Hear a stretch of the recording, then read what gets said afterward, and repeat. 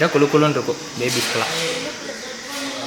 எப்படியோ நம்மளை ஏமாற்றி மொட்டை போட்டாங்க அப்படிங்கிற மாதிரி ஃபேஸ் ரியாக்ஷன் விட்டுட்டு இருந்தா பாப்பா. பாவம் அழுது ரொம்ப டயர்டாயிட்டா. நம்ம என்ன பண்ணாலும் ரெஸ்பான்ஸே இல்லை. அவள் பாட்டுக்கு டயர்டாக இருந்தா. அடுத்தது பாப்பாவுக்கு மொட்டைக்கு சந்தனமெல்லாம் பூசி புது கவுன்லாம் போட்டு சாமி தரிசனம் பண்ணுறதுக்காக தான் வந்துட்டு இருக்கோம். பொது தரிசனத்தில் கொஞ்சம் கூட்டம் அதிகமாக இருந்துச்சு. லஞ்ச் டைமும் வந்தால் பாப்பாங்கனால கொஞ்சம் நிறைய நேரம் இருக்க முடியாதுங்கிறதுக்காக 15 ரூபி தரிசனத்தில் போய் சாமி பாட்டு வந்தாச்சு. அதே மாதிரி சாமிக்காக வாங்கினா நெய் தீபமும் அழகாக ஏற்றியாச்சு. இந்த கோயிலில் இப்போதான் ரீசெண்டாக குண்டம் இறங்கும் விழா வந்து நடந்து முடிஞ்சிச்சு. ரொம்பவே கூட்டமா இருக்கும். நம்மளால வரவே முடியாது. எங்கெங்கயோ இருந்து 2 நாளைக்கு முன்னாடி எல்லாம் இருந்து இங்க கோயிலே ஸ்டே பண்ணி சாமி கும்பிட்டு போற பக்தர்கள் எல்லாமே இருக்காங்க. இதுதான் வந்து உப்பு போடுறது. நம்மளுக்கு ஏதோ ஒன்று தீரா நோயோ இல்ல ரொம்ப ப்ராப்ளம் இருந்து தீர்ந்துருச்சு அப்படின்னா உங்களுக்கு இந்த கோயில் வந்து இந்த மாதிரி உப்பு வாங்கி போடுறேன் அப்படின்னு சொல்லி நிறைய பேர் வேண்டி அதோட நேர்த்தி கடன் பண்ணிருந்தா இப்ப நீங்க பாத்துட்டு இருக்கீங்க. பாப்பாங்க பிரசாதம் வாங்க போற வழியில சரி போட்டோ ஷூட் எடுத்துலாம் சொல்லி 2 பேர்த்தையும் நிக்க வச்சு போஸ் கொடுக்க சொல்லிட்டு இருந்தோம். அவங்களும் வளைச்சு போஸ் கொடுத்துட்டு இருந்தாங்க. இந்த கோயில்ல எப்போ போனாலும் வெண்பொங்கல் சுட சுட ரெடியா இருக்கும். ஆளுக்கு ஒவ்வொரு கப் வாங்கியாச்சு. காலையில வெறும் ராகி கூழ் தான் குடிச்சிருந்தோம். அதனால 12 மணிக்கு பயங்கரமா பசி ஆயிடுச்சு.